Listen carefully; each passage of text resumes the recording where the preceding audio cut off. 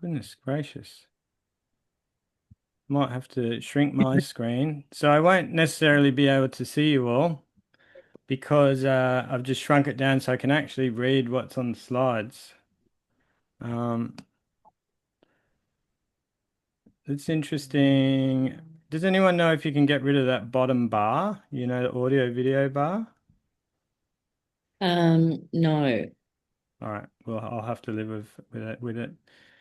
All right. Hello, everyone. I'm Courtney. You'll know me. By the way, if you want to say anything or interrupt, please do. But I can't necessarily see you all of you at once. So just interrupt. That's probably the best way. Just butt in. I like that. Um, so at the Brisbane Stoics, are we recording this? Yes, we are. Good. So at the Brisbane Stoics, we do lots of different topics. It's amazing how the Stoic topic is just, it keeps giving and giving and giving, doesn't it? Like, I think we've been running it for, I don't even know how long, 4 or 5 years or longer. And we always have plenty to talk about. And one of the big ones that we return to often is impressions, the Stoic theory of impressions. And I think it wasn't until we've been reading Plato, especially not just Philebus, but there's these recurring themes, isn't there? But I think Philebus just must have just been good timing. Made me realize how really centrally important this theory of impressions is for the Stoics, which sounds really obvious when you say that. But I guess what I mean is it's really, really important to Stoicism, as opposed to just, oh, yeah, it's interesting. And it's more than just a theory of psychology. It's deeply um, comes out of or grows out of or seems to be deeply connected to the physics, the way they see the world, which is very specific, and we'll probably go into that, I imagine. But specifically, I'm thinking about Heraclitus and this idea of the changeable universe rather than some static kind of eternal um, world that's based on forms, which was obviously the Platonic perspective, I think. Okay, so let's just jump in then. Does anyone have any questions? Courtney, I Yes. just wanted to point out I'm not exactly sure if you've started recording yet because I don't see anything. I just wanted to make sure if it was actually recorded. Yeah, mine says recording in the top right-hand corner. Oh, it Yeah. does? Okay. Yeah. Okay. Never I, mind. I don't see anything on my. Okay. Never mind then. yeah, you're right though. It's a bit cryptic. I've got a tiny little thing down at the bottom that seems to indicate that Oh, it's never mind. I see it now. Sorry. Sorry about that. I was not looking in the right spot. no, that's all right. That's great. Yes. And perfectly on topic, impressions, right? Yes. So I guess just starting out from the start. So what do we got here? Stoic philosophy begins with how things appear to us. And that is really what we're talking about when we talk about impressions. So we're going to discuss maybe how impressions arise, why disturbance matters, and how Stoics examine impressions. And that's right. That's why I was waffling on about the Brisbane Stoics, because we often talk about impressions and this theory, and we've always done it in a very modern way, which is the standard cognitive model, I think. And Oscar, who's in the Brisbane Stoics, presented a really good presentation going into, like a cognitive breakdown of how impulse leads to um, um, the cognitive side of it. What comes after impulse? Judgment or whatever. And then and there's a whole series of things that happen sort of cognitively.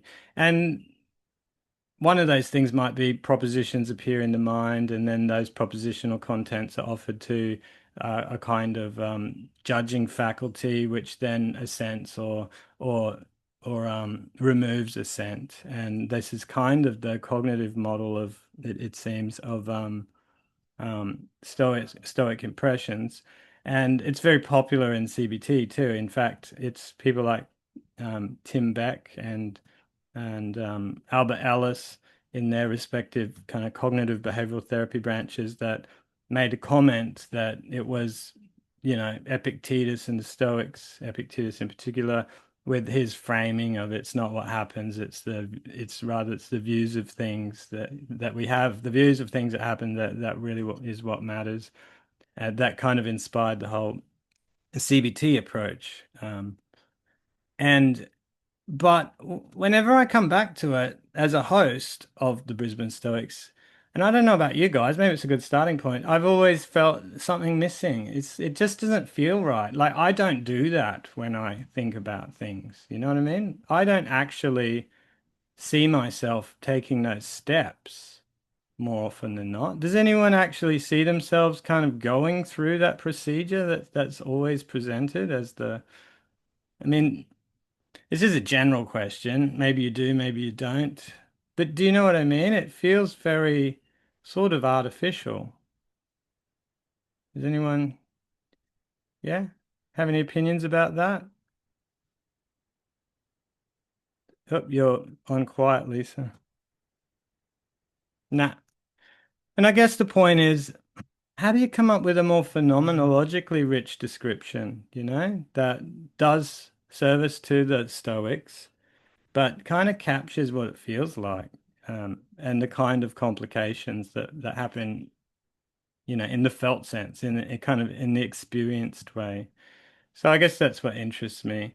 And clearly, it would be helpful, it seemed to me, to turn to the phenomenologist to get some advice on that. So I've kind of been a naughty boy and gone to other traditions in order to kind of come up with some novel ideas, which you guys might hate, you might find interesting. If anything, I just hope it's just more around just trying to produce more discussion, more new content that we can talk about. Okay, I'll just next page. How do you get to the next page? Enter. There you go. So the Stoic claim. And this is all very, very fascinating to me. And again, it goes back to the physics, right? So Epictetus in Discourses 1.6 and probably all throughout the discourses is making this claim that things are fitted to one another. And the claim suggests something profound about reality, doesn't it? That the world is not simply a collection of isolated objects, but it's a network of relations where things have a place, a structure, and a function, and we ourselves are fitted into that network. So human beings are organisms that encounter appearances, grasp impressions, and attempt to use them properly. But before we begin thinking about impressions philosophically, we must notice something important. There is something that happens before deliberate thinking begins. So just as a brain teaser, think about it. I'm being very, very practical and phenomenological here. And that is what does happen before deliberate thinking begins? When you first encounter something in the world, do you experience it as a neutral object? Or do you experience it as something that already has meaning for you? Have a think before you answer. I'll expand the screen. I think David might have been at the meetup, weren't you? Sorry, you guys are getting the same thing again. Yes, we are. Yes, it's the same presentation. I'm just doing it because the other guys missed out, and I thought they would enjoy it too. So No, look, hopefully you can put up with it again. no, we enjoyed it immensely. So Great. hence why we're here. Awesome. Thanks. Well, I suppose I just wanted to present a view here, and in regard to these appearances, and you've asked Courtney how we receive these appearances, or what we think, or how they seem to us. And I've actually been thinking about this myself in terms of what the Stoics called sayables, lecta, which are the one of the few incorporeals. So the few things that aren't a body, right? So for the Stoics, everything's a body except for time, space, the void, and sayables. And so even with, say, for example, so assayable is something that somebody says. Now, for example, if it's in a language we don't know, that's not meaningful. But on the other hand as well, we can also interpret pretty clearly, for example, a moan of pain or a scream of terror. So in a sense, impressions can be presented to us on any pretty much on a spectrum, right? From the instantly intelligible scream of terror to something more complex. And yeah, so that's kind of the range of impressions that our senses are delivering to us on a kind of a constant basis. Sorry, I've even forgotten what the question was, but yes, I think, and you're right to point to the fact that for the Stoics, everything is in network. We are all both agents and reacted upon. So yes, I guess there's a constant interplay between these stimuli, mostly through the senses, not always, and however we interrogate that or in the first instance interpret it. Yeah, I find the lecture idea really interesting too. And I'd like to revisit it now that I've thought from a more phenomenological angle, because obviously one way of approaching the question, which is, Alfred, is it are things neutral and then you kind of work out what they are, or do they already have meaning for you? And the fact is, the world presents itself to us as already full of meaning. We don't think about it. We know exactly what a cup is without thinking about it. You find it in your hand, you're lifting it to your mouth, you're drinking without any kind of effort there. So in a way, and this is why the relational part's really important of the Stoics, and I think this meaning is potentially valid, is that it means relationally that we're always already in the world. We're already embedded deeply into the world. And so I'm going to talk a little bit about Heidegger's example of the hammer from Being and Time. I heard about it years ago in uni, and I just thought it was a really quirky example, and I didn't really understand it. But then reading Philebus with you guys the other day, it got me thinking again about Heidegger's hammer. And I'm no Heidegger expert at all. I just picked on the hammer. I do like phenomenology, but I wouldn't call myself an expert. I get the idea behind it, and but insofar as what Heidegger does with his Dasein and stuff like that, no idea. So I'm just really talking about this hammer example. So basically, let me just reduce that. When a hammer works, we simply hammer because we're in the world with it. When it breaks, it becomes an object. So it's in the breakdown that a repair mechanism seems to kind of appear. Heidegger says the lights of the lights of the what is it?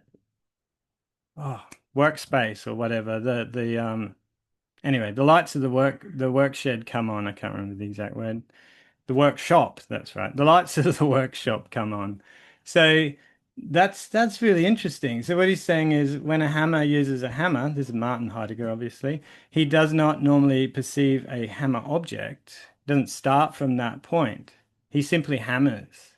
So the hammer disappears into the activity of hammering. So only when something goes wrong does the hammer suddenly become visible as an object. And, I wanted to do an experiment with this at the Brisbane Stoics, but I was concerned I'd hurt someone. But you could have it so that the head falls off the hammer, or that, maybe the handle's made out of something rubbery and it bends. And that would be a real surprise. You could imagine the person picking up the seeming hammer and trying to whack in a nail. They do it first without reflection because they are already in the world with the hammering. It's only when it doesn't work then that reason appears on the picture and, well, rational, sorry, let's not say reason, let's say rational reflection appears on the scene and says, what the hell's going on? And you feel a great disturbance and all sorts of things go on, which is very interesting from a Stoic point of view. And you have to try to the reflective part of reason seems to appear as a kind of what's the word? repair mechanism to the breakdown and wants to lead us back to re-engagement with the world and unproblematic re-engagement with the world. So then, yeah. So let's say in the situation, engagement as being in the world, which is unproblematic most of the time, it's an effortless flow, and we all know what that feels like. We're just using things. We're not even thinking about it. There's a breakdown of engagement. So the whole disintegrates into parts, and that's where these objects appear. And then the re-engagement is sought, and that's sort of the kind of thing that arises in the mind.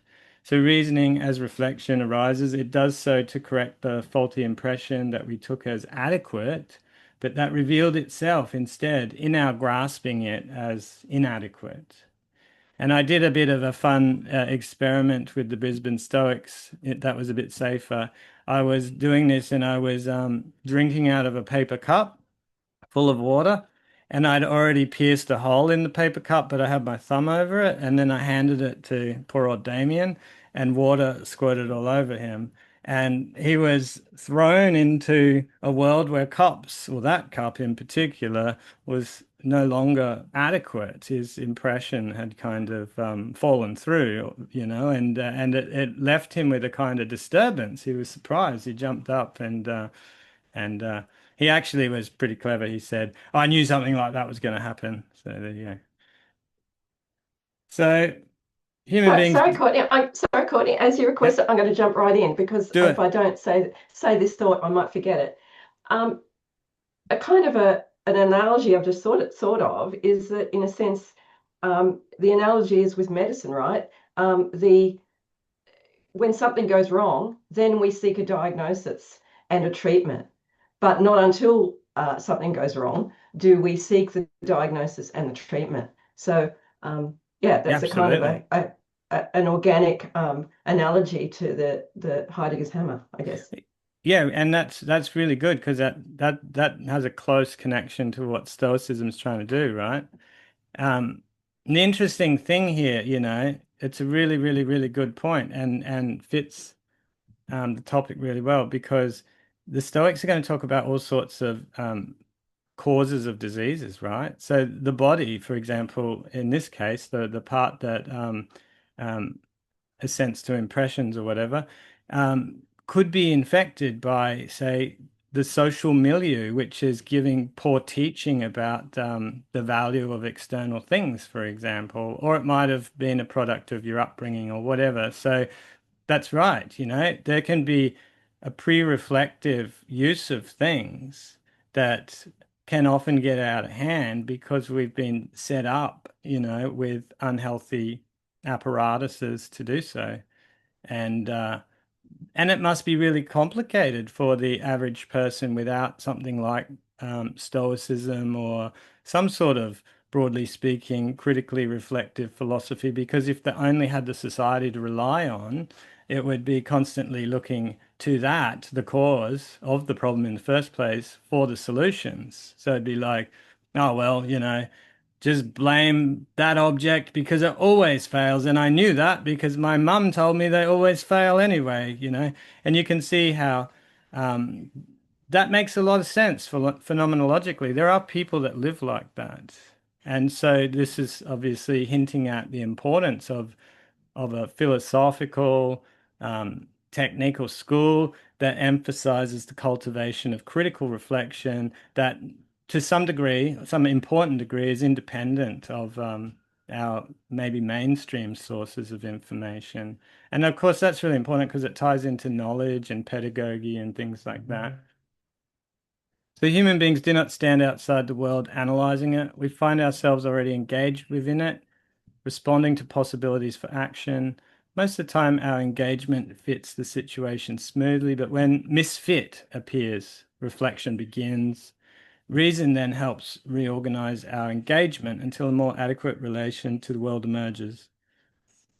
I think it's a really interesting thing. And the phenomenological approach, as far as I'm able to see it, to me makes a lot of sense in Stoicism because what we're getting is rather than the Cartesian I, me, using things, thinking about things sort of remote from the thing and then applying my cogito to the thing and then making use of it.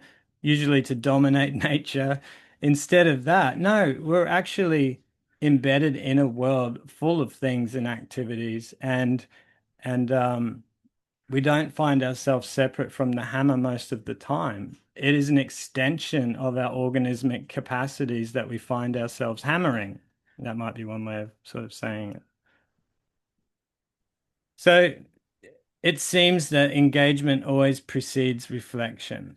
Therefore, reason might be thought of as the capacity to reorganize engagement when automatic adjustment fails. But I'm not so sure about that, actually. I've thought a bit more about this, and I think maybe some parts of reason might be thought of as this capacity to reorganize engagement when automatic adjustment fails. I think there are things that reason can do pre-reflectively, and that has to be the case in Stoicism because reason is the foundation of reality, right? So impressions work the same way, according to the Stoics. So an impression arises and the mind immediately reaches out to it. We do this because we are beings that must interpret appearances in order to act. Most of the time, this happens effortlessly. The impression fits our expectations, like a hammer that fits perfectly in the hand. We simply proceed, but sometimes something different happens. And this is the bit that I'm quite interested in. And I think anyone interested in like the phenomenological of disturbance and the passions and things like that, this is interesting, right? Like, what is a disturbance? What is that? Maybe the root of our passions is really, yeah, they say beliefs, but what if it's got something to do with this misfit? There's a natural fit. We're set up to fit, and when things go wrong, this lack of fit happens. And I think that must be very unnatural for the kind of organism that Stoics are talking about. So, so disturbance. So sometimes an impression produces disturbance. And I'm not trying to say it's all about disturbance, by the way, but what I am saying is it's an interesting phenomenon. Something about it does not fit. The disturbance might reveal that the object is not what we thought, our understanding is incomplete, or our expectations were mistaken. Just as with the broken hammer, the world suddenly becomes questionable. This moment is extremely important because, and this is the important bit, right? Disturbance, things going wrong, invites philosophical inquiry.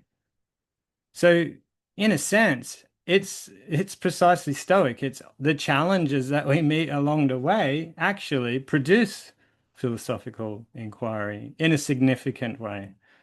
And that's really interesting because a lot of modern people might think they want to try to have an undisturbed life or um, somehow live sort of remote from the world, not really kind of um, deeply involved in the way the world works, and therefore kind of subject to the kind of disturbances that are going to happen fairly routinely as we are constituted in the world.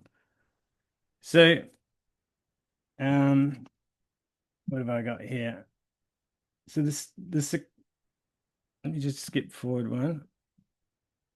Okay, so here I've put a little flow chart together, just showing what I think some of the difference might be. Heideggerian, organism encounters the world, engagement attempts fit, misfit appears, adjustment occurs through rational reflection, new engagement emerges. The Stoic seems to be more like, it's pretty close. Smooth engagement, it's unproblematic. There's a misfit, and then there's attention to what's gone wrong, prosoche, and then there's reconfiguration, and then there's restored engagement. Is this problematic? Yeah, I have revised my ideas a little bit about the Stoic thing. I think prosoche can actually does more than what I've presented it here to do. I'd like to hear Well, what you, yeah, yeah, yes, I'll go say something. ahead. Yeah, I would just say that it actually appears earlier in the process. So I think the ideal is for Stoic prosecutor to be the default attitude, right? So it should be up the front or up the top, really. Attitude of prosoche, ensure that as far as possible, our impressions are functionally interrogated. And I would say that the attention goes first. I agree with you. And great minds think alike. So I fit it in here because it fit with the Heideggerian idea of attention, because something's happened and we're brought to attention and we're looking at it now when we weren't before. And so I think prosoche is doing two different things potentially. At that point, prosoche is doing something like re-engagement in the Heideggerian sense. It's looking for what went wrong, and then it's looking for new ways to approach the impression, and it's rejecting a sense that are incorrect, for example. But you're absolutely right. There's a bit in here that I think Heidegger doesn't anticipate, and I don't know enough about Heidegger's phenomenology to see if he does something about this problem. But I think prosoche can be not merely corrective, it's also doing something generative. It starts out trying to take the already beingness in the world and bringing it into consciousness, as you were saying, Judith, so that a person is perhaps constantly, always, instead of blindly being in the world, they're still more or less the same being in the world, but there's a part in reason, their awareness, that allows them to do pay attention in such a way that I imagine, I'd like to hear what you think, but I imagine they're doing something like looking at the qualities of the kinds of impressions that make adequate impressions or something, so that they can then work out principles that will be good guides and so on for correcting, for the corrective part of attention. What do you On a think? on a on a side note, my I grew up with my father saying "prosoche" to me, which generally means caution or be careful. Mm. So yeah, that was like a family motto growing up. Absolutely. And I guess I'm saying attention. It's often, yeah, exactly, caution or vigilance too, isn't it? Yes. What do you think about that, Judith, in particular, the idea that it's working, as you said, pre-reflectively, but it's doing something generative, that it's actually could be used in such a way as to generate the philosophical principles that can be then called pedagogical content or knowledge or something like that. Yeah, I certainly think that's the case. I think that's what Pierre Hadot showed us from the Stoic primary texts, that's what they were urging us to do, is to have as our unceasing attitude of prosoche to, yeah, to make sure that we are prepared for the impressions from sense data and other sources which are going to impinge on us. And the attitude of prosoche in that sense would be, we're always at the ready to interrogate them, never to let them pass uninterrogated. So that in a sense that maybe conflicts with your idea that in most circumstances we accept, or we just ingest, as it were, sense data on an unreflecting basis, which is, and there's certainly some of that. The Stoics certainly say that most of our bodily processes, for example, breathing and digestion, they happen without our conscious involvement. But yeah, I think this idea that ideally prosoche would be our default presentation to the range of impressions that are likely to involve our conscious involvement, that would be the ideal. Yeah, and I'm agreeing with you. I think that's the difference between the phenomenologist and the Stoic. The phenomenologist is just saying, well, this is just the way we are. We're sort of embedded in the world and we find ourselves doing these things because they're extensions of our action. Whereas the Stoic's like, yeah, but you can become aware of that, and then you can pay attention and do it in a manner that actually reveals hidden things. Because if they're, and that's very phenomenological wording, and I think it's appropriate, because in revealing the if things are done automatically, pre-reflectively, and just work, then in that sense, uh, there's very little learned, is there? I mean, it's just automatic. You could be reproducing mistakes too. Yeah, 100%. And I think for whatever reason, and again, when it's taken out of context, it's hard to know. But Heidegger is taking this example of the carpenter. Well, from a Stoic and Socratic point of view, the carpenter is a person who is a technites. He's a skilled operator of his craft. And so when the skilled operator is operating with a tool, that in itself presupposes a whole lot of, I would say, prosecute that's already going on.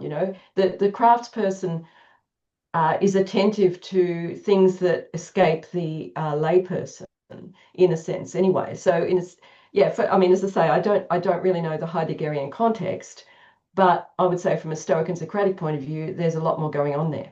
Mm. Yeah, yeah.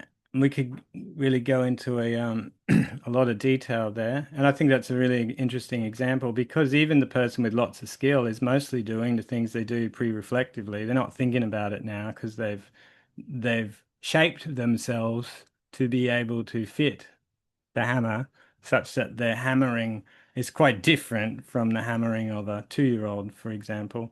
But but you make a really important point, and it's the point that I'm quite interested in, that the Stoics, um, rather than just fitting into the world without problematic engagement and having this breakdown and returning to it through reasoning or reflection, the Stoics are constantly using that as an opportunity to um, make themselves better at it. So they're shaping themselves. And in a sense, this gives it a spiritual element. I mean, people don't like those words, but a rational spirituality really makes sense, especially if you think about why the Stoics would want to do this in the first place, because they think that, the whole cosmos is a living, rational animal or something, a kind of organism, if you like, and that they're trying to perceive things in alignment with what with how they're actually intended, what they actually are, right? And that it would be a critical misreading, a very critical error, because they're a part of the whole, to misunderstand what things were and then to break them or to use them incorrectly, because that would lead to all sorts of disharmony potentially. Does that sort of gel? Sound plausible?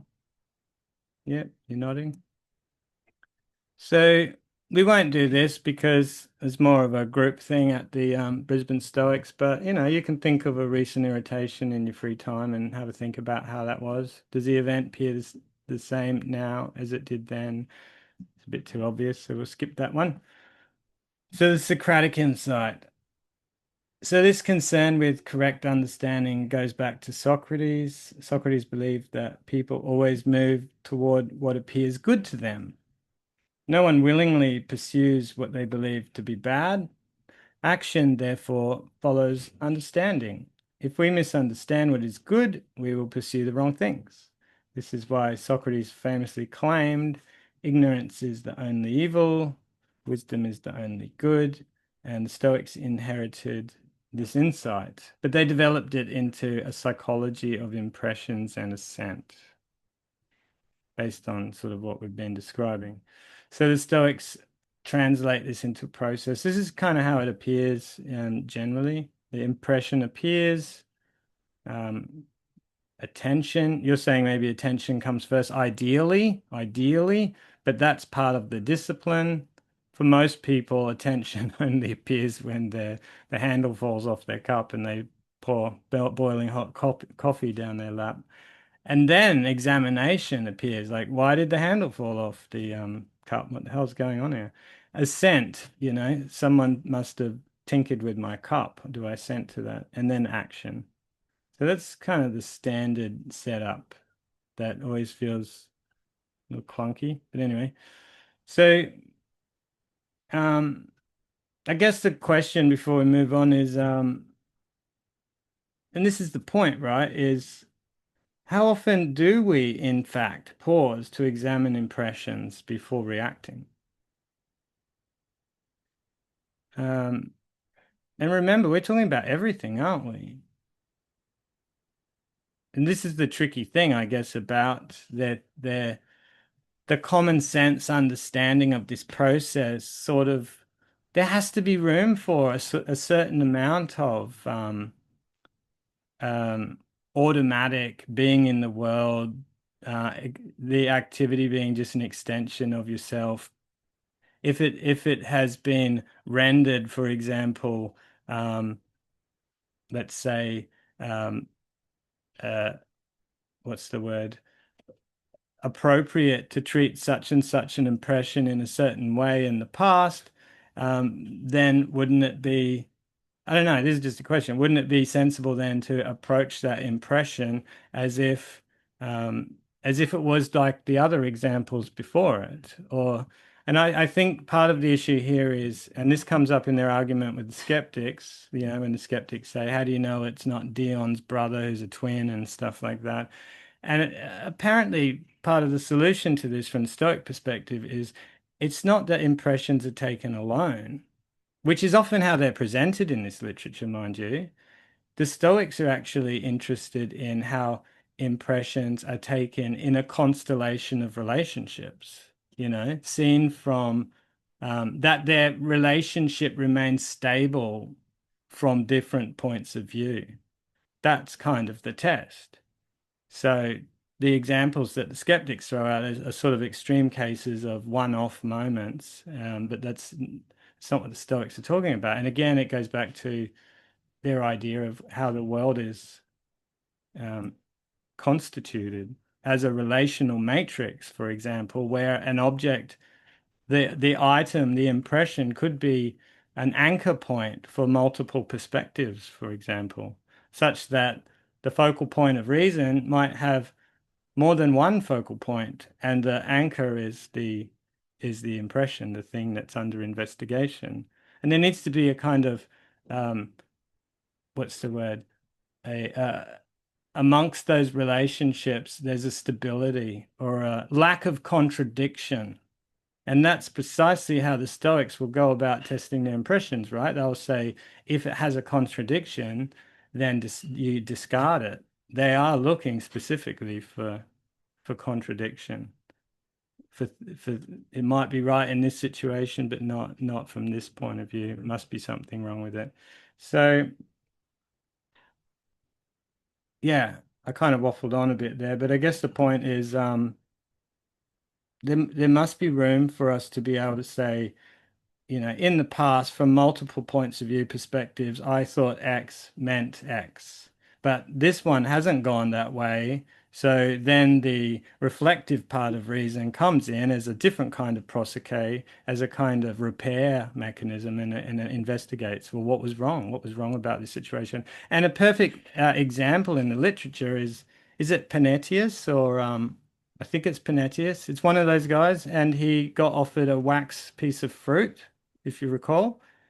And the answer's really perplexing, but not so perplexing if you're thinking about it kind of the way that we're talking about it. He eats the fruit and it's made of wax, and the king says, I think it's a king. He says, "Oh, geez, you're pretty silly, aren't you? I thought you guys were able to test impressions and know what was right and wrong." And he's like, "Well, I had no reason to suspect that it wasn't a pomegranate."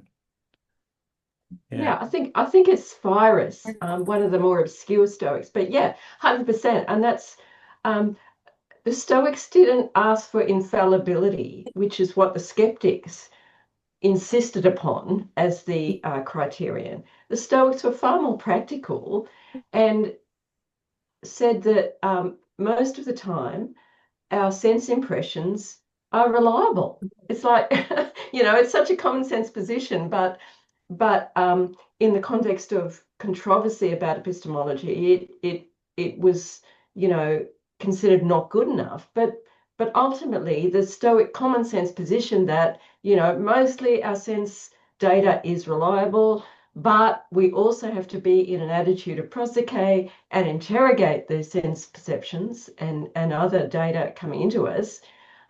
It's such a common sense position, but there's no guarantees, right? And as you know, for the Stoics in general, there are no guarantees. There are no guarantees when it comes to ethical matters or life matters or fate.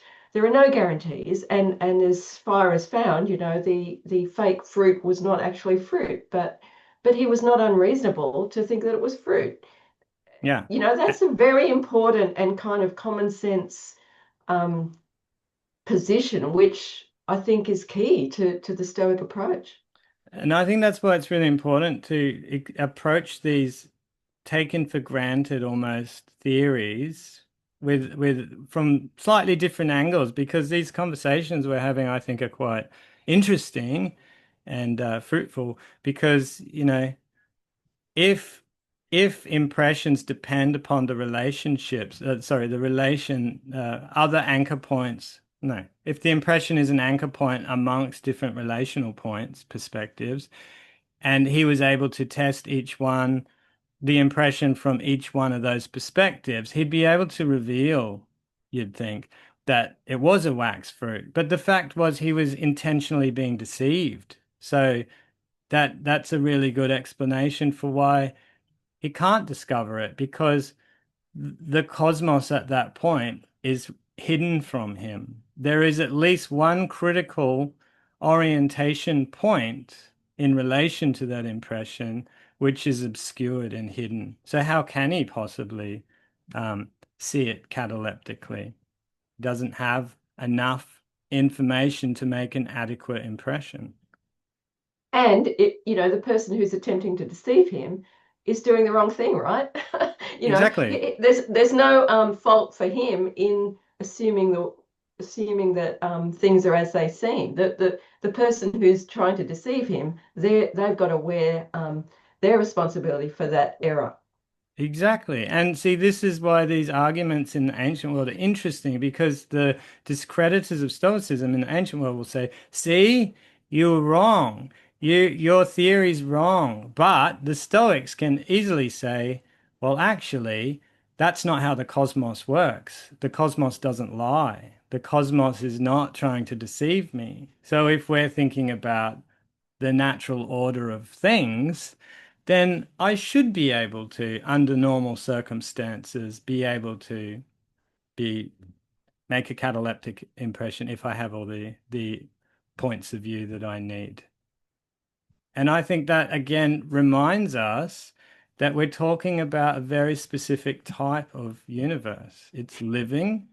It's if it's not benevolent, it's definitely not against us. It's not hiding things from us, and it's fitted to us and we're fitted to it. And that doesn't have to be weird. We can say that we've evolved or adapted in such ways that we've grown out of the ground, and we can make use of all sorts of things like the atmosphere to kind of carry oxygen around our body and so on. And yeah, so it's yeah. But on the other hand, there's something deeply I mean, this would be another huge topic, but and I think it comes up a lot in social media groups, is to what degree does this natural fittedness to the world that we've evolved from be explained in purely organismic natural terms, or whether there's some sort of benevolence or kind of like providential order in that kind of. Anyway, I don't want to get into that, but it can be explained either way is kind of the value of this. But the point is, it's deeply spiritual in a sense. It's got this wonderful ethic that can arise out of it, that can accommodate becoming, you know, the infinite variety of life and the dynamic changing nature of situations. You don't need rules, because the organism is fitted to every instant, every specific concrete moment that arises for it. And that's your morality. That's your moral system. That's brilliant. All right. what are we up to? Did I read this bit? Impressions are not up to us, but assent is. Philosophy begin. Yes, I did mention that. Oh, I know what's going on. My spacebar's not working. Oh, here we go. So the Stoics don't use this terminology, thin versus thick. I think Gilbert Ryle uses something similar to this. If you don't like it, don't use it. I think most commentators say things like evaluative. That would be the correlate of the thick impression versus objective. So if you want to use that language, it's probably more accurate. So the example is an objective or thin impression would be he spoke loudly. Whereas the thick impression, the one with and I like the idea of thin and thick just because there's this pneumatic tension behind it too. So it's this idea that things have been added to it, it's thickened or something. But this is the evaluative content added. He insulted me. So in that case, the interpretation thickens quickly. And I prefer that language actually from a phenomenological perspective. Evaluative, objective. I've always struggled with the idea of objective because, again, it's too close to that sort of Cartesian language. It's like, yeah, sure, objective, I know what you mean, stripped away from its evaluative content, but or do you mean the way it's seen objectively as me, the ego, removed from it? Again, and that puts us in this situation that doesn't line up with this, at least this phenomenological approach, which is we're already always with the world of impressions because we're connected to everything in these complex web of relationships. So the Stoic practice really wants us to slow down the thickening of these impressions, if you're happy for me to continue using that language. And disturbance becomes a signal to examine. So, yeah, and we're all familiar with this. We know that if we don't slow down, if we don't pause, if we don't question our judgments at this point, anger, resentment, and so on sort of rise up in us. And the whole art of, well, one of the arts of the Stoic philosopher, I assume, is to slow this process down and become aware of it. Okay, so I chucked this in because I thought it was really interesting. And it's cool that Judith will have a perspective on this too, and probably other people. But, I was really intrigued by this idea. I'll just read it out first, rather than go on. But Socrates says, and this is from Philebus, but there's a similar argument, by the way, in the Protagoras. And he says, well, then, does it happen only to eyesight that seeing objects from afar or close by distorts the truth and causes false judgments? Or does not the same thing happen also in the case of pleasure and pain? And Protagoras says, much more so, Socrates.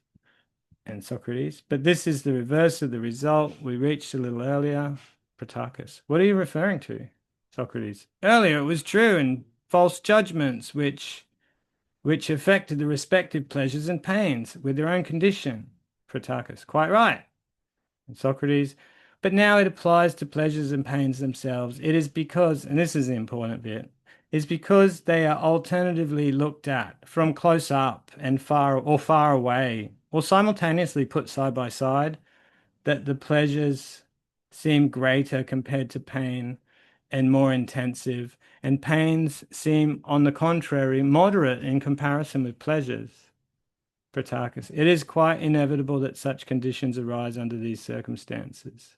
Socrates, but if you take that portion of them by which they appear greater or smaller than they really are and cut it off from each of them as a mere appearance and without real being, you will neither admit that this appearance is right nor dare to say that anything connected with this portion of pleasure or pain is right and true. Clearly, the Stoics are very, very influenced by this sort of argument.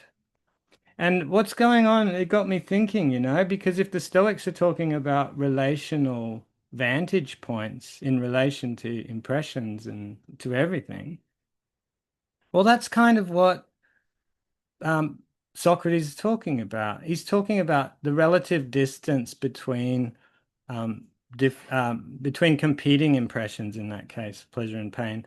So often pain, we look at it, pleasure, so we look at it up really close.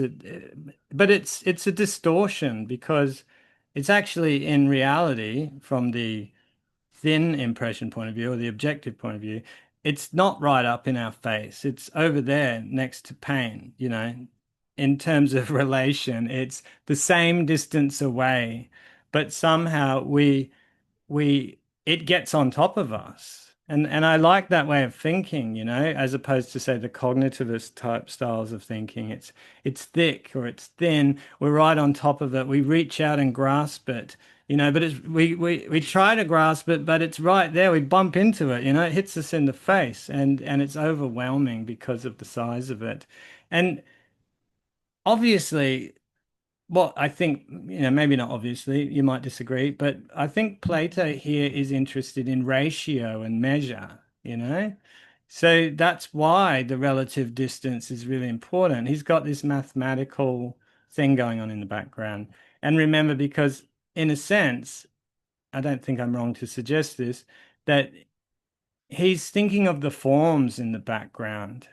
So he's thinking of the eternal kind of template behind which these impressions arise out of. And so there's some sort of right ratio. And that makes a lot of sense because you can talk about moderation and things like that and the naturalness of pain and pleasure and so on and so forth. But the Stoics aren't doing that, are they? Because, and this is why I think it's interesting how they take this idea and shift it.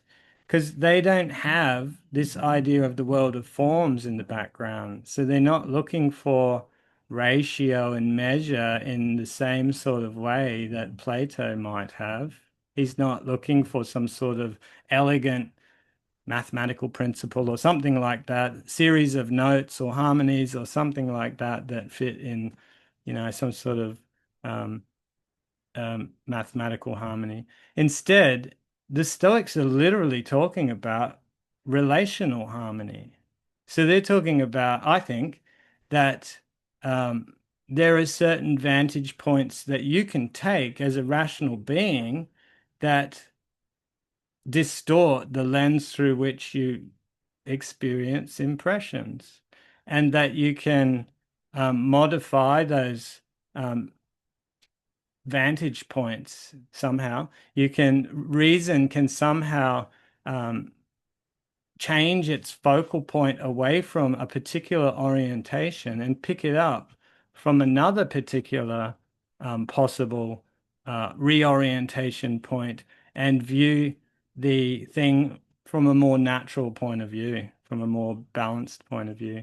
And to me, that's a perfect account of why they can do things like a view from above, because if it's a relational matrix that they're interested in and not a mathematical one, they can say, well, I'll just move my part in reason, whether I guess imaginatively, but I'm going to um, um, take my focal point in reason, which examines the impression from far above me, and look at it with my you got to, and this is the point, right? Is that they're getting rid of the part that tends to distort the impression.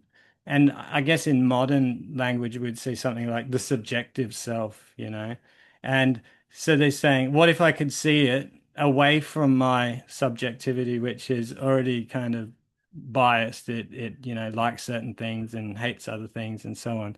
And so they do that and they shift it relationally to another perspective, and they see the impression anew. And remember, taking multiple perspectives, they can look for contradiction. So if he takes the view from above and then he takes the view from a wise man, a sage, and then he takes it from a variety of other appropriate perspectives, and then contrasts it to his prior subjective view, he can see that he was wrong and that he shouldn't assent to that impression. So the testing process, I think, is much more interesting. I mean, I could be wrong, but this is what I think is going on. I think it gives a good account for why they're doing these sort of exercises. Because otherwise it's sort of like, I don't know, they just do those exercises because it works.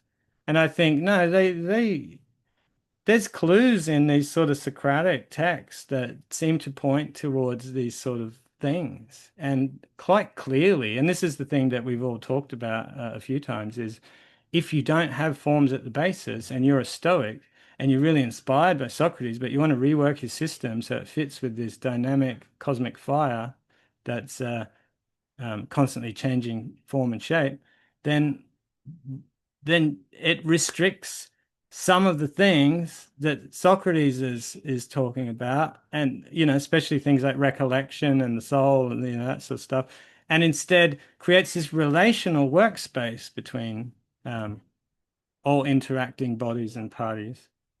I think that's and if that's right or if that's plausible, you can quickly see that you could create a whole bunch of interventions in that psychological sense, ways of reorienting perspective using a Stoic kind of strategy, for example.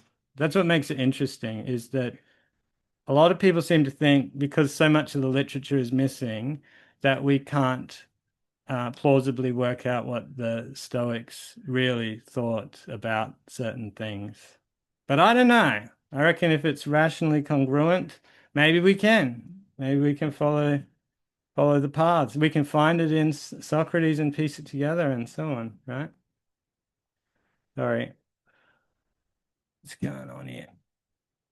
So Yeah, I that think you're absolutely sorry. I think you're absolutely right, Courtney. I think the Stoics took Socrates' hints and kind of starting points and yeah, developed it in these very creative ways. And I think you're absolutely right. I think things like the view from above and their insistence on a 4D matrix, including through time. So, you can look back at a pleasure from the past and realize it wasn't actually very significant at all. So that 4D perspective that the Stoics insisted upon, but also inspired by Socrates, allowed them to have that very creative and very constructive um, assessment of these situations. yeah. And why have a 4D relational matrix? Well, the answer's pretty obvious, right? Because you're dealing with a living organism, which is the cosmos, that transcends time and space. Yeah. So this is why you can't get modern commentators coming along going, well, that shit's dumb. Let's chuck that all out. Because what are you left with? And this is the problem with a lot of modern readers, unfortunately, is that they don't seem to know that some of this stuff that we're kind of speculating about here is really important. It's really, really important. The whole theory hangs on it. The psychology hangs on it. And if you were to and it has really interesting implications. So here's an interesting implication. I could be wrong. I sort of trying to work out how many perspectives might be viable. I don't think you can really do it this way, but it kind of points you in the right direction. What say our most people who haven't received a proper philosophical education are probably coming from their subjective perspective, for want of a better word, right? Which is I'm an individual, ego, I'm separate from other people, and I've got distinct wants and needs, and I must get them. And if I don't get them, then there's going to be hell to pay, whatever. It's a recipe for the thick impressions, the evaluative forms. So this means that if that's your default perspective, it's going to lead to a lot of disturbance in life. It's going to lead to horrendous use of impressions. It's going to lead to disharmony with your part's relation to the whole. It's going to be an unhappy life, according to the Stoics. So I think they're saying, through all the different techniques they use in that, let's fiddle around with getting rid of that perspective or minimizing it or weakening it over time, um, and getting back to more fundamentally accurate perspectives. And I think, they do use the example like the view from above, which might be the cosmic perspective, or Marcus Aurelius says, um, what would it be like if I viewed it from the end of my life? I've only got one day left or whatever, the shortness of life and the rest of the eternity is going to stretch on. That might be the temporal perspective. But I think they're helpful. I think this is what's happening, pre-reflectively. We were talking about the way attention and philosophical training can shape the human being. But I don't think these are necessarily the default perspectives. I think they appear in the literature because they're helpful. And I think there's something about the cosmic, the temporal, the social that entertains a very important principle about the nature of impressions in the first place that makes them viable perspectives. But I think the default perspective is the organismic perspective. So, because you are a living organism.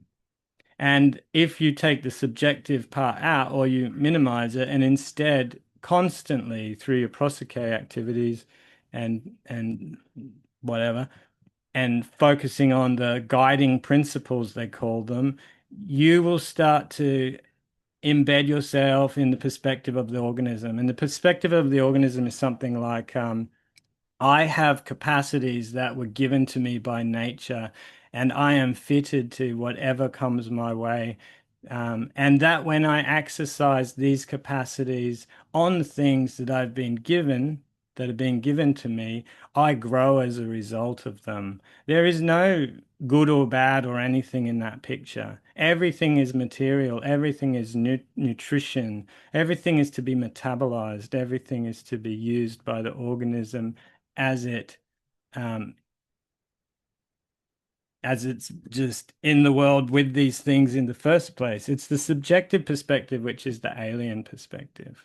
It's the ego, the subjective out there, id. What do you call it? Ego. So anyway, kind of talked about that plenty. So I'm not going to do these questions. They were more for the Brisbane Stoics. They create a bit of chatter. Otherwise, they get bored of me talking. Okay, so there's two Stoic questions, which are kind of interesting in this context. So they often examine impressions with two questions, and I'd kind of forgotten this. And Socrates does it brilliantly. Again, they got it from Socrates. What is it? This is the definition, eh? He's like, go on, let's define it, let's pin it down. And then what is it for? Function, which I believe in Greek, you'd know, Judith, is ergon or something. So that's that part of it. So how do you define it? What is it clearly? And what is its purpose? What's its function?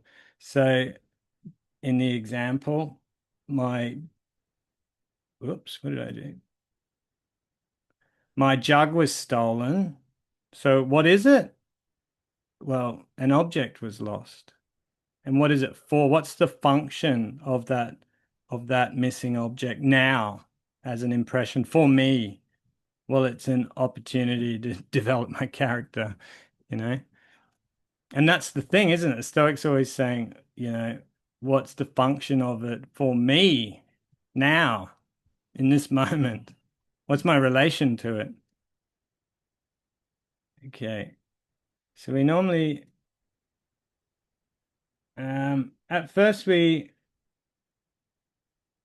assume that reason operates only from our own subjective standpoint, but Stoic exercises reveal something deeper.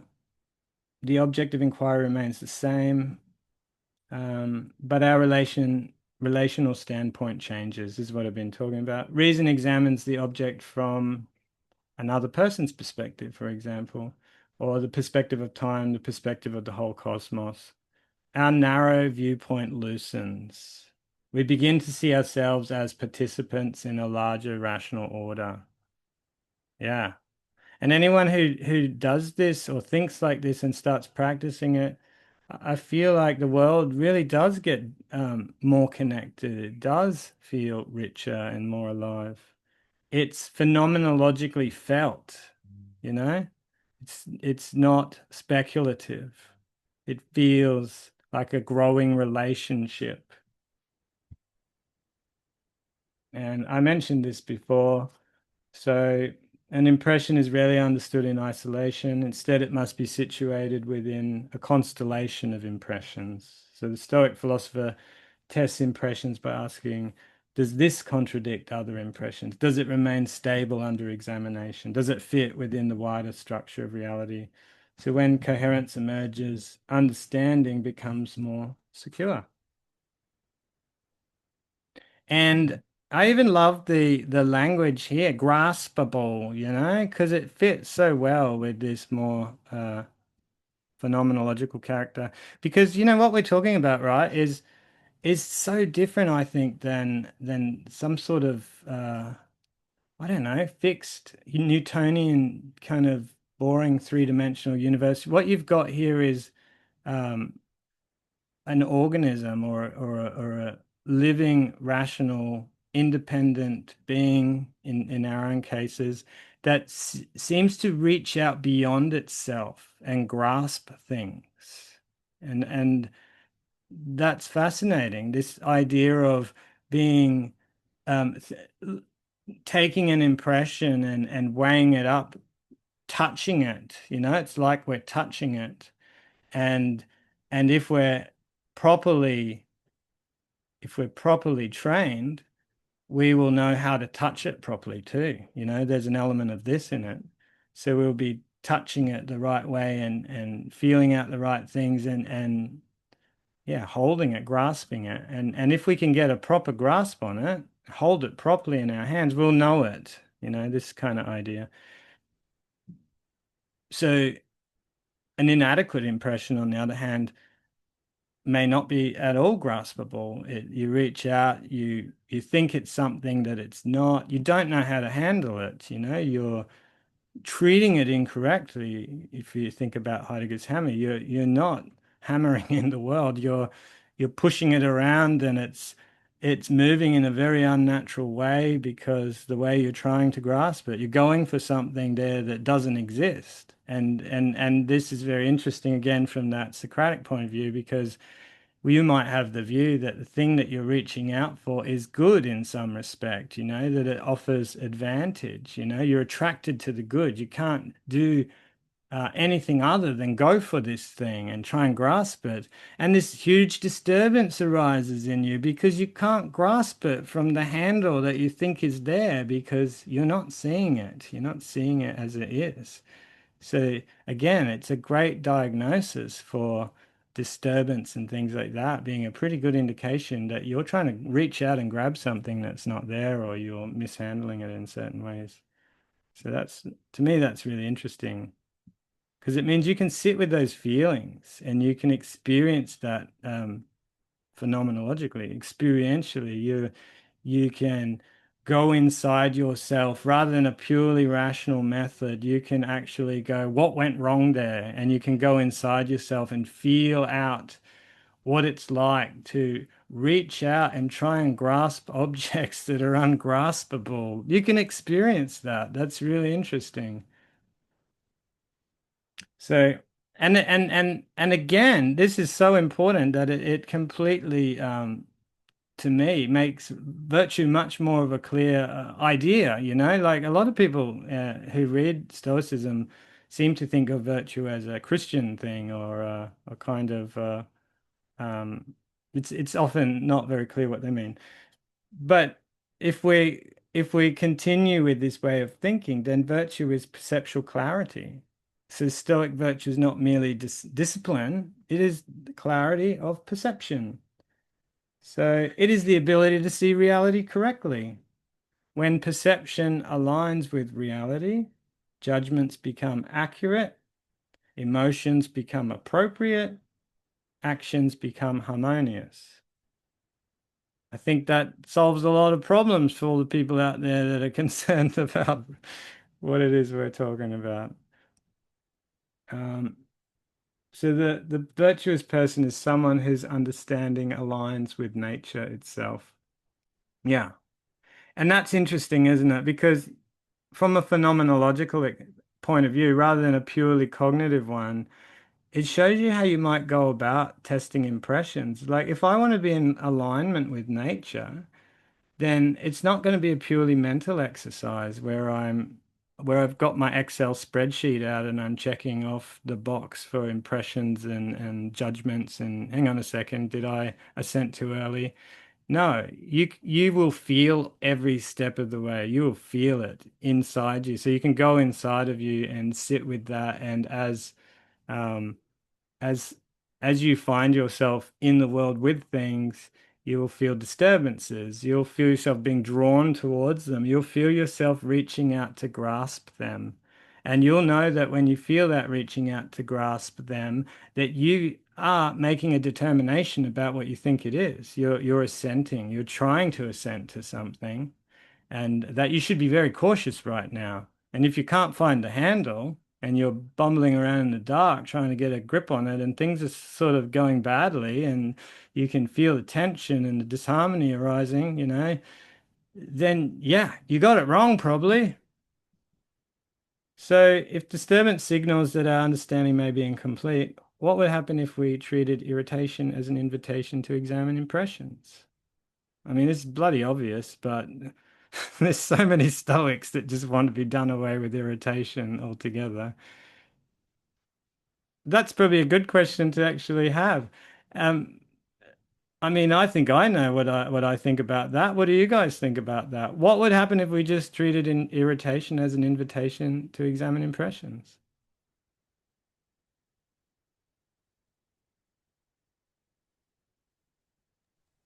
I Well, think I we think it's should. yeah, yeah, I think it's a good 100%, Lisa. idea. 100%. That's kind of a signal and a warning. Mm. When our kind of reflex is irritation, that's the reminder that we need to consider further. And and there's a humility there, right? We need to be humble in our approach to these things because uh, our initial impression, and this is your initial, not the impression exactly, but our response to the impression is the thing that we may be in error about. And so, yeah, that's what we need to be very careful about and not do anything which might be irrevocable at that point. Mm, That's the moment where we need to not do stuff, just absolutely. to step back and consider some more. Um, yeah, Absolutely. And does irritation mean that our impression is incorrect? Does that follow? Well, not necessarily, but Mm, it very well might mean that. mm. It often does when I think about it in situations that I have. I often find that if I feel irritation and I examine it, normally means my impression needs further work. Yeah. Mm. And I guess critically, who's getting irritated? If it's the subjective self and it's the part Mm. that you've made it your default mode of viewing the world, and it's like, I'm going to use hippie language just to make it a bit clearer. It's your ego, right? And you're like, I deserve to get what I want, and or alternatively, the victim mode where it's like, sucks being me because everyone gets what they want and I never get what I want. That mode, some people have that. A lot of people have that as their default mode, as to seeing the world, to being in the world, and what then? What if you decided to study Stoicism and you realized every time that little narrative came up in your head, it was actually indicating to you that um, you're probably handling things incorrectly. This is not even the appropriate uh, way of seeing them. It's not the appropriate orientation to transform them into external objects that must appeal to the narrative that you have going on inside your head, so to speak. So in that way, Lisa is right. And when she asks if irritation appears, is because the impression is being wrongly taken and you're not seeing the reality as it is, right? Yes, yeah, yeah. I think I understood you. So you're not understanding reality correctly. That's right. Yeah. I Yeah. think that when the irritation comes is because the impression is being wrongly taken and you're not seeing what reality is. because Yes, otherwise reason would act as a main factor instead of irritation comes as a backup. So absolutely. when you don't understand and you cannot rationalize the situation Yeah, with your own faculties, well, yeah. as it is human get irritated, but I think the impression is wrongly evaluated, and you got essentially two options: you can reassess or go away. Yeah, that's good.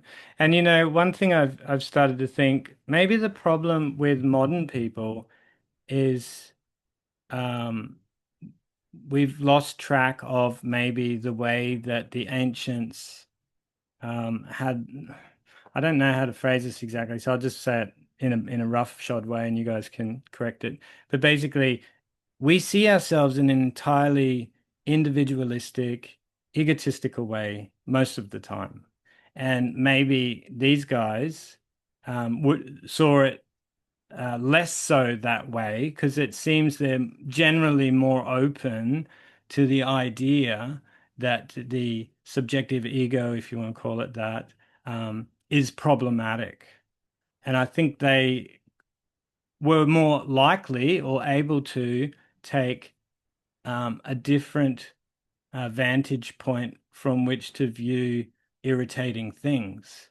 And so, for example, and this is the point I think that should be clear in my mind. It makes it so much easier to understand is the organism doesn't care if it gets everything it wants. It doesn't care about fame. It doesn't care about money. It doesn't care about Valerian wine.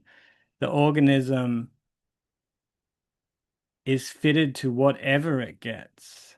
If it gets hit on the foot with a hammer, it's fitted to that experience. It can make use of it. So the idea is that it's not about trying to um, manage our environment so that we have our subjective pleasure senses kind of met or our comfort zone managed 99.9% of the time. That's actually catastrophically bad for the organism.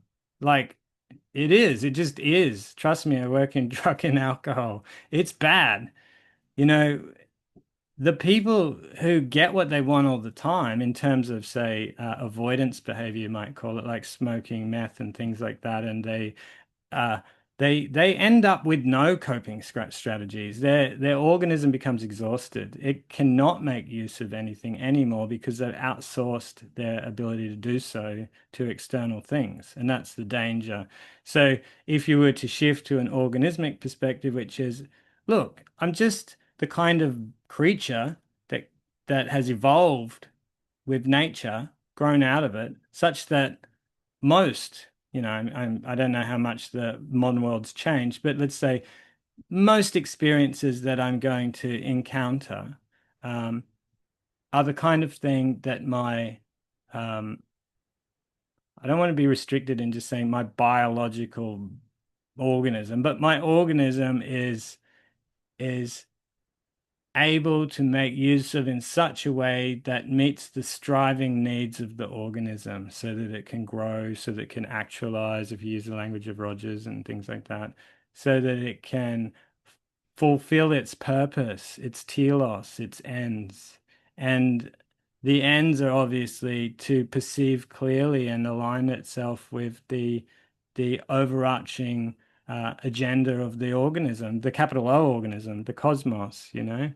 And and that would be really interesting, Dan, because what does that even mean? So it means it seems to suggest that if you're a part of a whole and you become fully actualized and you're that part that is perfectly virtuously in alignment with the whole body, yes, you have an integrity, you're your own self, but that relationship you have with the cosmos must be something special. That must be amazing. There must be a synergy between you, the microcosm and the macrocosm. And no wonder they talk about you will never blame the gods for anything. Anything you get will be as if you wished it in the first place. You will be unperturbed. You will be never coerced or controlled or moved by any other thing other than your own power. And that's the thing. That capacity, that power is the organismic power or capacities. Yeah, that I agree with what you're saying, and I think the Stoics, and we can take this to the cosmologic way that the Stoics used to see the world, in a way that Epictetus, for example, in his discourses, the 12, he talks about, the things how they should be, and if you think that everything can always go in your own way, that's madness. That's something that you cannot decide all the time. That would be being crazy. But now, if you try to, improve your virtues, you have to try to understand much better what the cosmos is giving you, interpreting what the nature is giving you. That's the only way that you could do it. So, for example, he put a couple of examples. For example, with the names, let's call it how you write down Oscar. There is a certain way to write down Oscar, and I shouldn't be any difference with what the event happening. You learn to go with the events and learn from them, because and that's how the Stoics used to see the world itself. Events will happen, and it's up to you if you go with them or you against them. Yeah. And again, if you're already designed by nature to just make use of whatever's given to you, it's just a natural consequence, then it's redundant and ridiculous to try to do otherwise. You can just accept what you get and make use of it, and it will be perfect, held in the right way, held, grasped in the right way. I just think when you start thinking like this, it's just rich, isn't it? It just opens up these usually hidden dimensions of Stoicism. Everyone, on every single page in the Stoic text, you'll see Zeus, God, nature. But most people, when they talk about it, will never mention those things. And it's too hard for most people to kind of contemplate, especially, and this is the point I want to make too, especially because we don't have, generally, we don't have a useful template or metaphor through which we can unpack these ideas. I think using the metaphor of the organism, you can do it.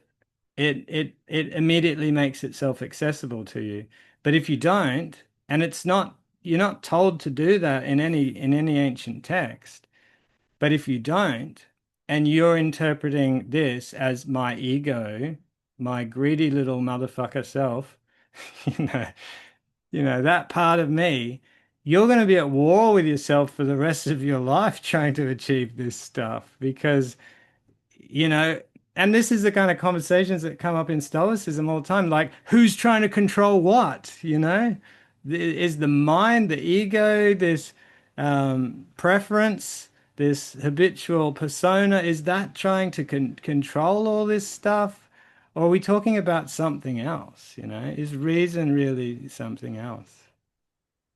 And just to add to that, in modern neuroscience and philosophy, consciousness is still a big talking point.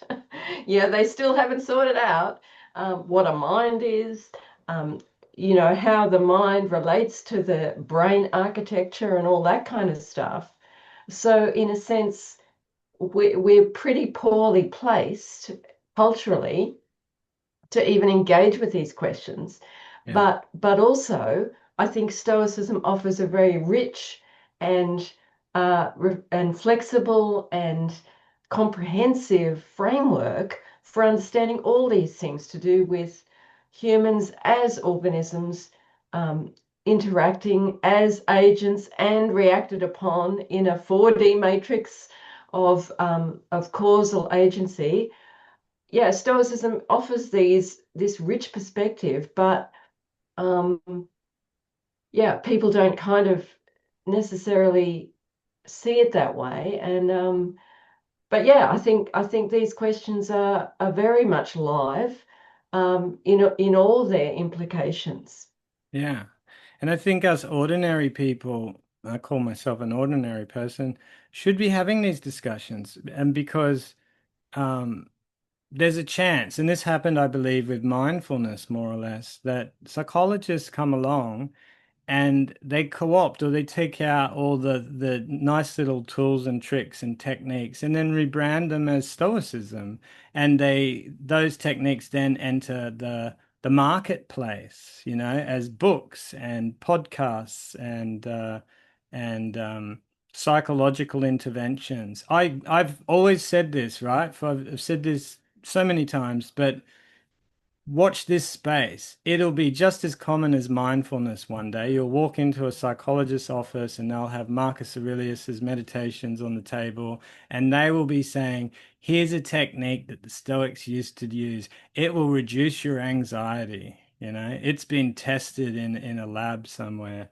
And there needs to be people that care enough about this material to be a kind of gatekeeper or buffer or something to say, I'm not an academic, but if I can kind of have a different perspective that kind of makes sense and creates a coherent picture, well then let's talk about that, as well. And and also the interesting point is everything I've said about relational matrices and relocating perspectives and things like that, if you applied that in a psychological way to the kinds of conditions that the Stoics are interested in, they're not necessarily dealing with PTSD. They're dealing with um, contentment and living a good life and ethical kind of happiness and things like that. And I mean, I'm being maybe a little bit flippant, but you get the idea. The techniques that we've been talking about, or even the principles that we're outlining, very easily and rapidly lend to therapeutic conversations, therapeutic techne that you could quite easily come up with, and they would have, I think, you would find that they look very stoic and they look very Socratic in some respects too. Sometimes it's the difference seems to be that Socrates wanted a dialectic between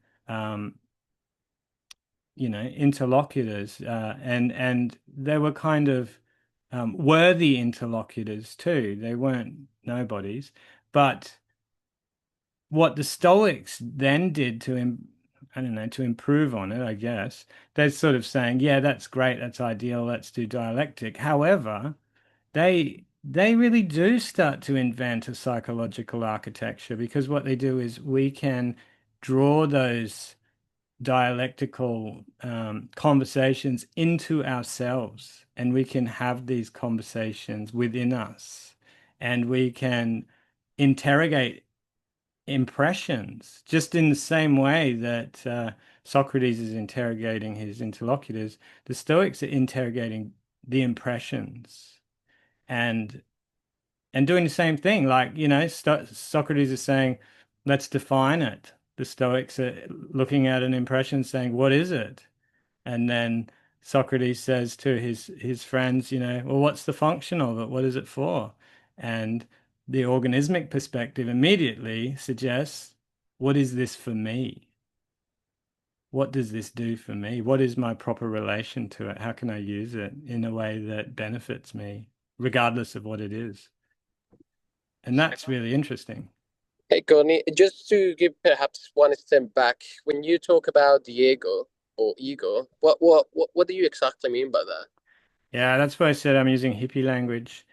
I mean, like the subjective self, something like your preferences and habitual responses to things, what you'd call maybe your personality. It's a narrative if you think about it. When you watch your mind do stuff, it does lots of stuff. It does problem solving, it does reflection, but it sometimes does this inner monologue. It does a narrative. And that's what I mean by the subjective self. It says things like, and I watch myself do this. If someone is mean to me, the monologue will change. It'll say, that shouldn't be happening to you. you're you shouldn't be treated like that. And if you're really clued in and you watch it closely, it'll say things like, and you know what you should do about it? It actually will do that. It'll say, you should let them know. You should get your keys out and rub it up and down their BMW or something, you know. But it's a narrative, it's a story, and it's saying certain things about me as a person that I've collected as a history, you know? Yeah, it sounds like you picturing like an inner dialogue. You know what I mean? Like two Hmm. people, you and yourself, just talking. But well, I just come up with this idea of perhaps there's reason, refining reason. You know, like there is nothing about reason, and if you think deeply about it, if reason only can refine reason, it's just reason acting in yourself. And at the point that, what you call ego is perhaps what irritates us. Hmm. And when we get irritated, is because we cannot rationalize what's happening outside or understand what's the course of nature or the Yeah. course of that event. Yeah.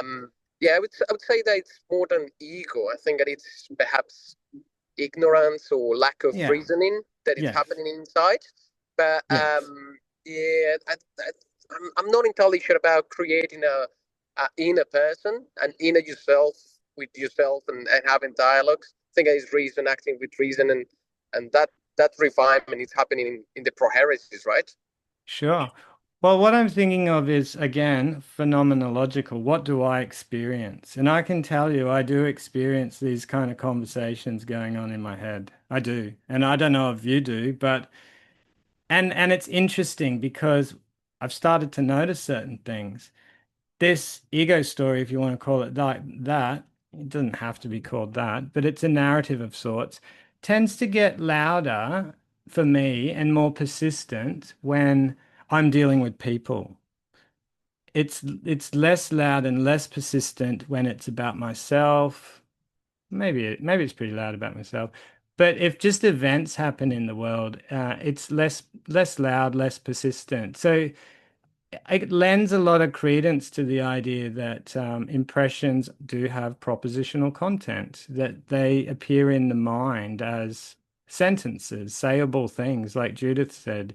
This is lector. It appears in my mind, um, and the thing that appears in my mind, the propositional content, is not a body. It may not have very little connection to the thing itself because I might be distorting it through a kind of distorted lens, through an ego. You don't have to call it ego, a narrative that shapes and bends the impressions as I receive them. Um, so I experience that. That's why I think it's plausible. And I've noticed, and this is why I think it is plausible, that it must be very unnatural from a Stoic point of view to hate another human being because they're our rational kin, right? So when I'm pissed off with another person, I notice that the propositional content gets louder and louder and louder and louder until I can't ignore it anymore. And I think that might happen in the case with people as opposed to events, is because it is so wrong to hate another person that the narrative has to have a louder and louder rationalization to drown out the disturbance that what you're doing is completely wrong and you shouldn't be doing it. Anyway, that's my view on that. I've thought about it a little bit. Yeah, no, I tend to do kind of the same thing, and inner dialogues is something that perhaps comes with the reflection itself. And Yeah. yes, these kind of discussions can happen more tranquility in an inner conversation. It's kind of a safer space instead of trying out with something that is happening out there. Even with the conversation with externals, can feel like very heated. Whereas when it happen inside, you can rationalize a little bit better, I believe. And Y- and I think that's a good training or part of the reflection that you can do, kind of this, night or morning reflection. What happened yesterday? What was right, wrong? Yeah. Where can I improve on all of these? All of that, those inner dialogues happening there. Whereas Yes. outside, it's a different scenario, and it could be quite Yeah, it could not offer a safety space to, make a reflection, a proper reflection of that.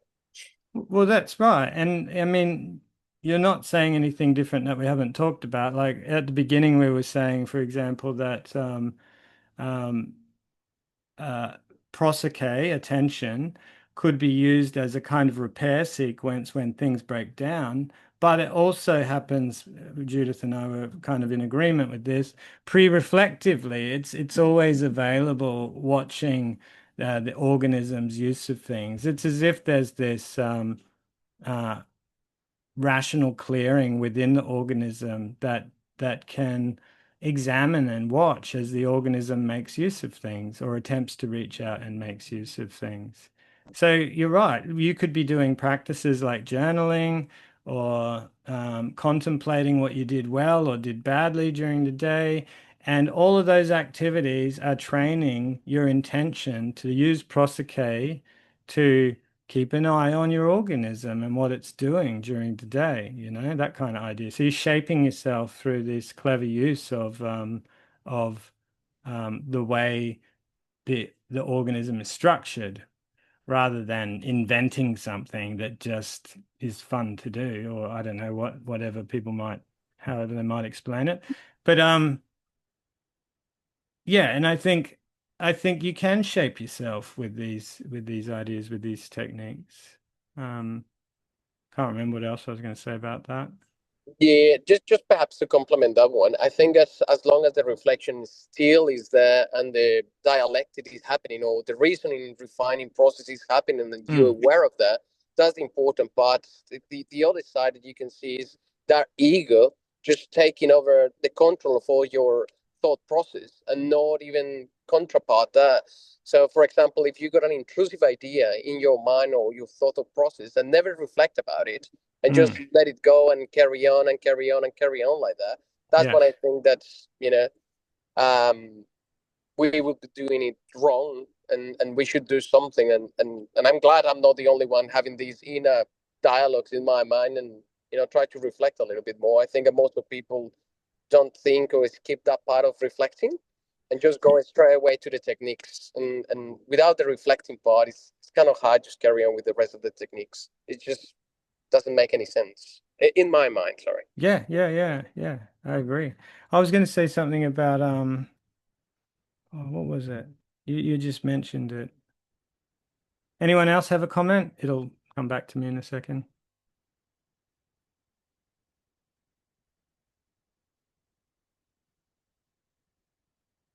You were talking about God, can't remember now. Yeah, this ego story thing. Oh yeah, that's So, right. so Now I what was that? remember. I remember. Yeah. You mentioned ignorance, right? And that has to be central because that's the Socratic formulation, right? Yeah, exactly. So Yeah. that's I think is the root of all, evil, I guess. And I think that's, yeah. I think that's what I call ego in a way. Um, Yes. yeah, it's Yes. just our own ignorance and still being in that process of refinement. I agree. I remember what I'm going to say now. I've thought about this and I like my solution. I'll tell it to you and you can tell me if I'm crazy or not. So if it's ignorance, right? And we're talking about a physical bodied universe with a certain level of tension and pneuma, that's the idea of the Stoic universe. It has a certain consistency, thickness, tension, whatever. And that has to be just right. Otherwise, it's out of harmony, presumably. So, what if, for some reason, like with the grasping of an impression, you just miss it? You can't grab it. What if there's something about the fit that it's lacking in such a way because you don't have adequate knowledge of what you're dealing with, for example?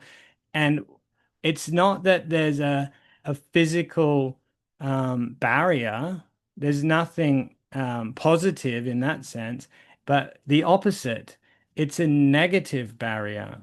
There's an absence. There's an emptiness. There's a hole in the fabric that should be dense and filled with a kind of uh, pneumatic fluid that you can travel across or something like that. But that's lacking. So instead, you can't touch the impression, the way you're trying to touch it because there's a gap, there's an emptiness. And I think this becomes an interesting and plausible idea when you're talking about other people. So imagine two people reach out to grasp each other because they want to know each other. They're trying to have a conversation, but somehow they keep missing. There's something wrong with the communication that they're doing. And so they grasp emptiness.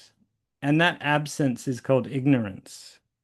So ignorance as an evil thing is just the absence of what should be there. It's the absence of the natural condition of things. If the natural world was present in its natural state, everything would work according to the ordered principles of the cosmos. Everything would work fine. It's because there's an absence, there's a missing part. That's where things go wrong. Yeah, I agree, and that's why I think it's our as an educated person, our I think our duty is try to find as many of these puzzles. I mean, at the end of the day, philosophy is the search of knowledge, and I think that's the very basics of this is try to understand these little gaps of Yeah. knowledge that we have in order to make sense of the big picture. Essentially, as you mentioned before, if the ignorance wouldn't in the picture, everything would go according to nature and according to the cosmos supposed to go, and everyone would understand Yeah. how it worked. But unfortunately, as ignorant people, because all of us, and I haven't met the first stage really, but while we are in training or understanding these little gaps of ignorance, we always gonna get that angry feelings and irritation, and perhaps having these second thoughts or refinement process inside. Yeah, I mean, I agree with you. I mean, at the end of the day, what we're not seeing is that part of the picture, and as philosophers, or at least enthusiasts about this, is try Mm. to find these little pieces of the puzzle to complete the big picture. Once Yeah. we see the big picture, I mean, I don't know if that happened to you, and I think that we talked about this long time ago with these events that happen in nature, that only one little event can change everything. So once you discover that little piece of information, the whole picture is revealed, and then you understand why this is happening, and then I think that you can go according to nature and according to the big plan. But Yeah. you have to get used to this kind of uncomfortable feeling of having in your mind, all right, there is a part that is missing here, and I shouldn't be angry about it. Let's try to see again, perhaps looking for a both, as you were saying before, Hmm. using different techniques in order to identify what's the part that I'm missing that I cannot rationalize and see the big picture to understand what's happening here and how this is going to help me out. Exactly. So that part that's missing in that picture is other perspectives. And that's where I think modern people are in trouble because maybe reflexively they do try out other perspectives. They do try to see it through their wife's eyes or whatever, but they prioritize and they make the default setting, if you like, the default perception, orientation, their own private subjective self. And in so much as they continue to do that, it's highly likely they'll continue to commit the same problems over and over again. Well, that kind of brings us to the end. Anyone have any comments or thoughts? Oh, there's one more little slide actually. Let me just read it out. I'll sort of skip ahead of that.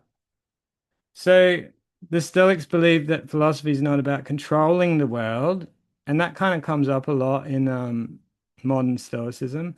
But it's about refining the way the world appears to us. See the distinction? A lot of people say, what's in my control, what's not in my control. That's fine, but it's really about the way the world appears to us and to see it clearly. So disturbance becomes an opportunity, an invitation to examine impressions through attention, examination, and perspective. The rational organism gradually becomes aligned with the structure of nature. And this alignment, the Stoics believed, is the beginning of wisdom.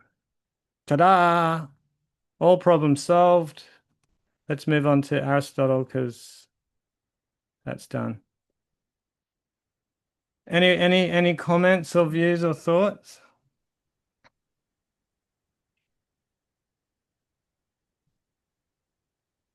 What about you, Kyle? You're being very quiet. Nah, everyone's happy. Is there anything that didn't make sense? It probably sounds like I go on and on and on over the same things, but I'm not saying I'm right. I'm just saying that it's an interesting alternative, a different way of thinking about it. And I could be completely wrong, but that's cool. I think that if we can give pretty coherent alternatives and compare and contrast with other, more modern popular perspectives, that might lead in a really profitable direction. I Yeah. hope so. No, I find it very, very interesting, but a bit overwhelming, a lot to think about for me because I'm sort of pretty new to all of this, but I really Yeah. enjoy listening to it and thinking about it. So yeah, thank you. That's really deep end stuff, Lisa. But I guess the point is, I'm rallying against that idea that the Stoics were silly to believe in the gods. I think if understood the right way, it might actually be a very realistic thing to believe. Mm, mm. Yeah, lots to think about. Thanks. All Mm. right. So no comments, anyone? You all done? Thanks, Courtney. Thanks, guys. See you at the next one. Thank you. See you next time. See ya. Thank you. Bye. See you soon. Bye.